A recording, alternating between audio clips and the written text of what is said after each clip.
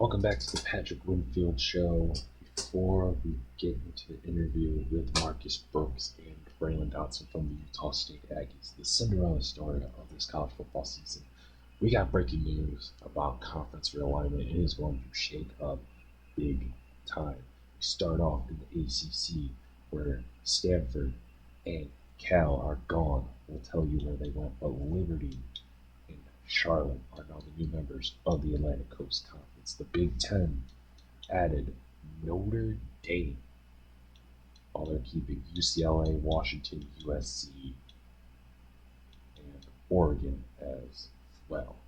The Big 12 added SMU as they moved out of the ACC as well. Conference USA didn't happen. No more independence. The Mid-Atlantic added UMass and UConn as well. The Mountain West lost a lot because the new Pac-12 is born. Boise State, Cal has returned. Colorado State, Fresno State, UNLV, Stanford, San Diego State, OG, Oregon State, Utah State, Washington State, and Wyoming. SEC stays the same with the Sun Belt. Here with the head coach of the Utah State Aggies, Marcus Brooks here. I guess I want to ask the first question.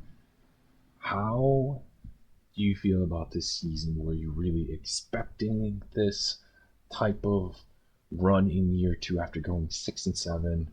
Did you think the freshmen would step up? What is your thoughts about how this team has kind of formed? I mean, it's been a great season. These guys have really put in the hard work since August, and I'm just very glad that all the hard work and everything has paid off, and it's been a hell of a ride for sure. I mean, these freshmen have been absolutely phenomenal for us. I know everyone's going to talk about Braylon Dotson. I know that's what the media has been talking about, but guys like Javonte Moses, 1,000-yard receiver, double-digit touchdowns. He's been phenomenal. Ben Thomas, who kind of came a little bit later, in the season. He's made some very, very big plays. And then, obviously, a guy that we didn't recruit, but redshirted last year, Josh Hopkins, being one of the top linebackers in the country and sack guys for us. He's been phenomenal as well. So it's really great to see that the young guys are really contributing early on, and even some of the veterans. Marlon Dean, he's been phenomenal. He's been a senior. Robert Briggs, he was a first-team All-American running back, 1,300 yards, just really helping Braylon and this offense to get to where it is. And so I think we have a good mixture of guys that have been here before me and then guys that have come in underclassmen and just really, really thrive. What is the message you are sending to your team? What is the mindset entering this big game, probably the biggest game in the school's history, definitely the football program's history? What are you telling your locker room, especially the young guys? And, well, just in general, because this is unfamiliar territory for you guys, and really most people, as this is kind of the, I guess, second year of the college football playoff. Not a lot of teams are used to it. So I guess my thing is how do you keep these guys calm and whatnot? Because me personally, I feel like this would be a great opportunity, but it's also kind of a little bit overwhelming in excitement because of how big it is. It's a 12-team playoff. You're going on the road. It's a playoff game. What do you tell your locker room and your players about the mindset entering this ball game? The big message going into this game, Patrick, is basically obviously have fun and all that, and do your job. But to me, don't let it take away from what we've done this year. I mean, We've tied a school record for most wins with 11. We've shocked the world by making the college football playoffs. So to me, it's, yeah, if we lose, it stinks because, we want to compete even more. But the fact that we made it this far when no one else thought we would have, we can't take away the success that we had and just be in the moment and do our thing. And obviously, let's try to win, but win or lose, really, really enjoy this whole process and this season and be proud of what we've done. All right, Braylon Dotson, I gotta ask you, what are your thoughts about your first college season? What was the biggest adjustment? Because usually true freshmen don't play that much, or, a guy like a 3 star doesn't really play. You were thrown immediately. So, my question is, how did you handle playing college? And obviously, you got comfortable. When in your mind did you get comfortable? Yeah, I got confident every day. Um, it definitely was an adjustment period, coming from high school to college, where you're not the best player on the football field. Everyone was the guy in high school. And then, just speed too. Like everything was quick, but then I would say probably a couple of games in, you kind of slowed down and you kind of realize, hey, it's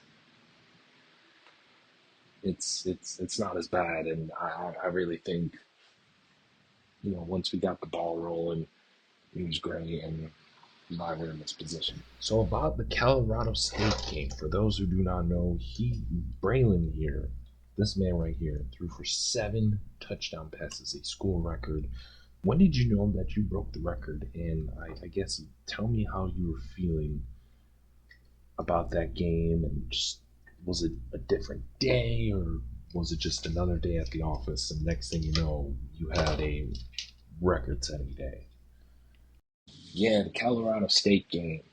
Um, Honestly, I didn't know I broke the school record until after the game. I was just in the zone. I was wheeling and dealing, and I just want to keep on doing what I wanted to do because it was phenomenal. It was just great play calls and everyone executing on both sides. And sometimes I just get in the zone where I don't really think about um, the score. I always treat it as a 0-0 game or a tie ball game, and it's just, hey, what's my job? What do I got to do? Okay, I got to do this, and this, and then by the time I realized I broke a school record, and I was like, oh, wow, that's crazy. I guess one final question would be, what are your feelings about this upcoming game? It's going to be a crazy game, probably super energetic there down in Manhattan. So I guess my question to you is, how are you feeling? What is your message to the locker room? What are you saying to yourself and everyone else about this game? I mean, coach has preached it all week to just basically do our thing and don't let anything get discouraged or don't get discouraged because it's the college football playoff.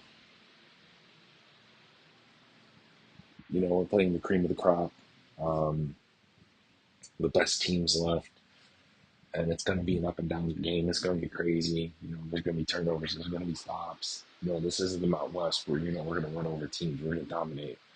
We're going to put 21, 28 points in the first quarter. Like these are good teams. Don't get discouraged if we have a 3-and-out or if it's an interception or a fumble. Like just be patient, trust what we're doing, and and obviously don't let the moment get too big for you. That even though we're a small school, a G5 school playing against the power for Power Five school. Don't let it get to your head that that they're better than us because of that. And obviously, not don't take anything away from this season. Just because we went 11-2 and didn't win a national championship means it was a failure every year. Like, no, we won a conference championship. We tied the school record for most wins in a single season. We've broken records as one of the top offenses in the country, one of the best defenses in the country. Like, they can never take this year away from us, regardless if we don't win a national championship. Like, we'll forever have this year and just be glad that we got to be a part of something special here.